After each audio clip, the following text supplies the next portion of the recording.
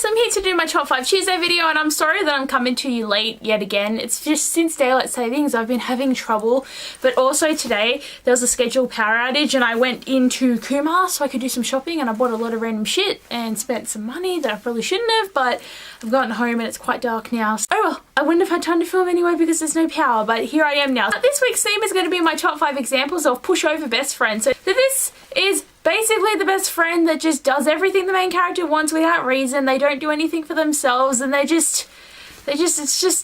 kind of boring because they don't really want to like do anything for themselves. Like, it's just kind of annoying to see in books just because I want them to stand up for themselves and do what they want to do and not just what the main character wants to do.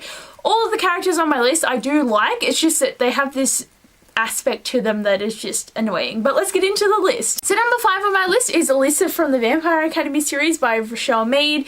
She isn't that bad. Like, she does do a lot of her own thinking and everything. It's just she's so dependent on Rose for telling her what to do that she does become a pushover, and it's like she's got to make decisions for herself, and she does establish that later on in the series when they aren't always together, but it's always like just think for yourself. Like, you are the princess and the last in your line. You are a very important person. You need to stand up for yourself and keep that going, but she does in the end. So it's just definitely like, it just annoyed me with her that she was really kind of timid in the first book and wasn't really doing much except for what Rose said to do. Number 4 on my list is Marley from The Selection by Kira Kaz. I love the friendship between America and Marley, but in the first book I felt like Marley was a pushover just because America was kind of using her to keep herself in the competition. Even though America wasn't really into it, she was still like using Marley as her like source of information and help, and a lot of the time she got Marley to do what she wanted, and like Marley was doing a lot of different things, and I'm just like, like, again, Marley grew out of it by the end of the series, but it was just like, dude, what are you doing? What are you doing? Just don't let her tell you what to do. Like, Marley just seriously was again another timid character. Like, she was a great character and she was a favorite in the series, but she just, to me, felt like pushover. Number 3 on my list is Adam from The Raven Boys by Maggie Stiefvater, and I'm starting to see this as a trend with at least 4 of them, is that Adam grows out of it by the end of the series. But in the first one, he wouldn't do anything without Gansey telling him what to do. Like, he literally was such a pushover. Like, it was just like, what are you doing, Adam? Like, I mean, he wouldn't even like go up to Blue without Gansey telling him to do it, and like wouldn't do a lot of things and wouldn't. But again, Adam was very stubborn, so even though he was a pushover, it was just a very stubbornness with him, and I'm just like, dude, stop it. But he really did grow into himself by the end of the series, and it was really nice to see, but like, pushover. Number 2 on my list might get a bit of controversy from me, but this is just my opinion, and that is Simon Lewis from The Mortal Instruments by Cassandra Clare.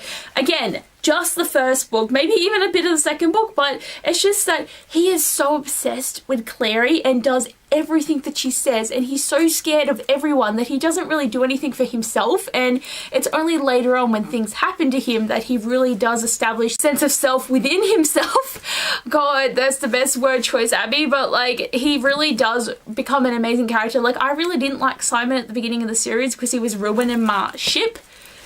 Go away, but he was ruining the ship and a pushover, so that wasn't a great combination. But I now really like Simon, and seeing the Tales of Shadowhunter Academy come to life was really good to get more of an idea on Simon. Man, at the beginning of this series it was just so bad. And number 1 on my list is a pushover that never really grew out of it, and that is Heath from the House of Night series by PC and Kristen Cast, and he is a pushover best friend / love interest pushover. So yes, he's got the double whammy, and he never grows out of this. He is so obsessed with Zoe. He never listens to her, but he does listen. Like, he never listens to her about her safety, and he's always there. Like, I thought Heath was a great character. Like, I just loved him, but never saw him as like the end game relationship or anything like that. But he was so obsessed with being around Zoe that he just became such a pushover. Like, he was doing everything he could to be near her, that he was doing tasks and achieving things and just doing stupid shit. And even when stuff happens to him later on, like around book 8 and stuff,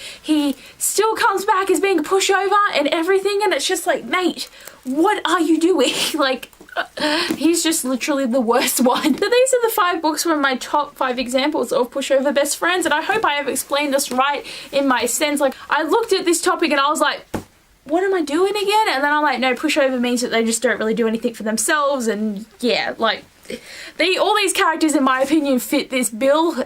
If these opinions aren't the same as yours though, I'd like to just like tell me some of yours, you know, maybe give me some reasons why these examples may or may not work, and it would be really nice to see. But anyway guys, thanks for watching this video and I'll talk to you later. Bye!